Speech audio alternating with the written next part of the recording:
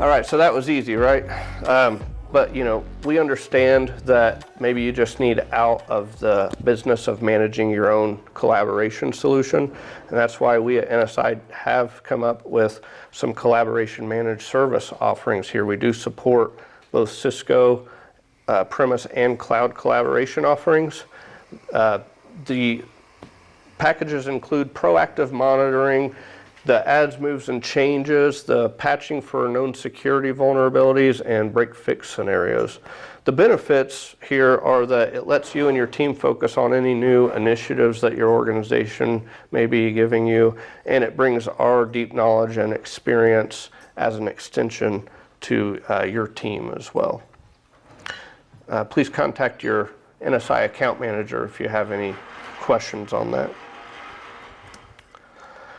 So we've covered endpoints and features, management. Let's go into analytics that the solution can provide.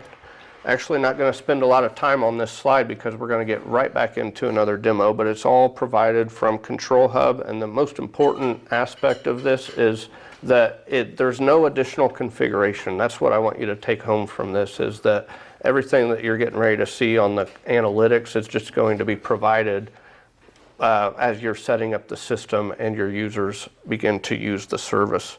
So we're going to show you some calling analytics and some troubleshooting information as well. Now for this one, I do have to get into a different tenant, so give me just a minute.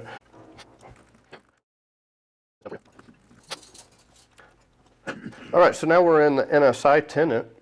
We're going to start looking at analytics. That's just over here on the left. You'll see we do have analytics for each service in the Webex suite again, and then we have the main dashboard. Now what's nice about this is the main dashboard is customizable, or you can create your own dashboards. Cisco does have one built in, but maybe it's got information on it that you're not interested. You can go in there, you can edit it, you can pull out these cards that I call these cards, and put cards in there that are more suited towards the information that you want to see.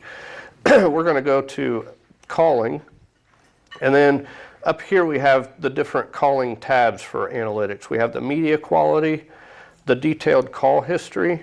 We're going to come back to media quality. Detailed call history. Right up at the top of each one of these, you're going to see some trend analysis, whether or not it's positive or negative, which is great. And then we can see our call types, so inbound calls versus national, international, toll-free, those types of things. You can even see it broken out by your location. Unfortunately, we only have one location in our tenant, but if you had multiple locations, you would see that call distribution by location, and a lot of other information there. On the call queues, that customer service queue that we just built, you would start to see information about the agents, those wrap-up codes we were just talking about. We can even see live queue stats. There's nothing going on in our queues right now, but you would be able to see that as well. How many calls overflowed, how many calls were abandoned, meaning the caller hung up before it was routed to an agent. Maybe they were just tired of waiting. Average abandoned time, and so on and so forth. I do want to go back to the, and the auto attendant, I'm sorry. Auto attendant's pretty powerful because I gave an example of this earlier. We have how many it's answered versus others, and the call distribution by time. Which of those calls went into the auto attendant during the business hours schedule versus the after hours schedule? And then this is the one I really wanted to point out because I gave it as an example earlier. What selection is being chosen the most off of the auto attendant? We have no selection, which is just stay on the line to speak to a representative. It times out, goes to the operator. But 2 would be our second most chosen option on our auto attendant. Going back to the media quality, tons of information here to help you start troubleshooting. Maybe you're having some poor call quality calls. You can start to see things like how they're connected, Wi-Fi versus Ethernet versus cellular, which would be the Webex app over on a mobile device. We have the ability to do IP whois and GeoIP, so we can see the internet providers that are carrying the majority of our voice traffic, and which of those calls are voice versus video. Call distribution by time down here is another good one. What's my busiest call hour? I mentioned that earlier. Which codecs are being used? Just tons and tons of information, which device types are being used.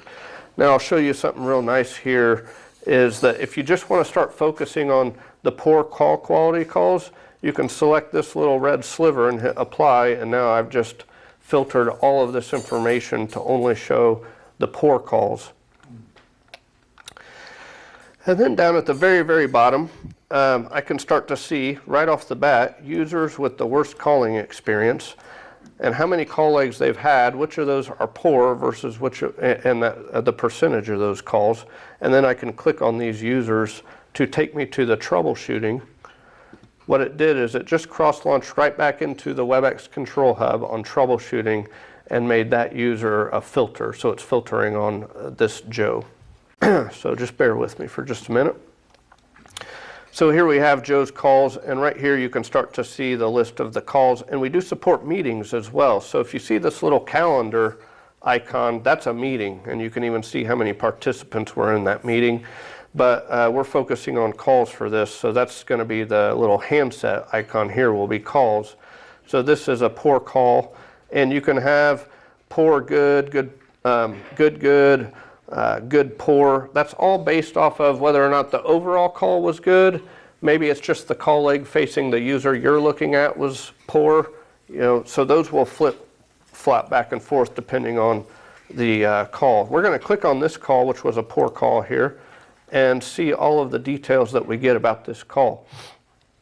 So here we can see why it was deemed a poor call.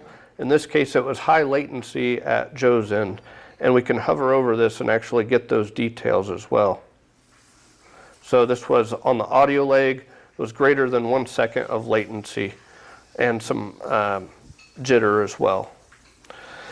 And as we start going down on this, we can see that all of the different information. Now I'm not sure why it's not showing this user's information. Oh, it's because this was an actual outside number. So if you were looking at an internal user to internal user, you would see the information for all of this, like the type of device that the user used. Joe used a soft phone, what version that was running, and the local IP address, the public IP address, which provides us with the geolocation, the ISP. He was connected by Wi-Fi, and the codec used was G711. So over here it provides even more details, so you can really start troubleshooting those calls. So that's analytics and troubleshooting within Webex Control Hub. All right, so we've covered endpoints, features, management, and analytics. Now let's talk about the interoperability with other systems and a partner ecosystem. I demonstrated this a little bit earlier. We do have an open API. It's incredibly powerful. We have a lot of developers, as you can see, and partners that are developing for our system and our solution to, again, extend and enhance it beyond even its native capabilities, which are already powerful.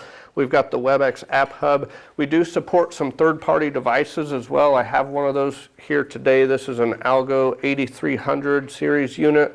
This would be used to tie into like an overhead paging system.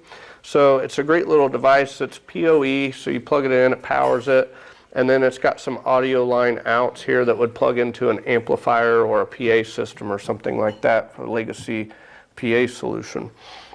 Here are a couple other partners for call recording, management, and call analytics. And you know, I'm excited to announce here that we also have a partner with us, Sam from Single Wire Software, to talk about his solution. So I'm going to go ahead and hand it over to Sam at this time.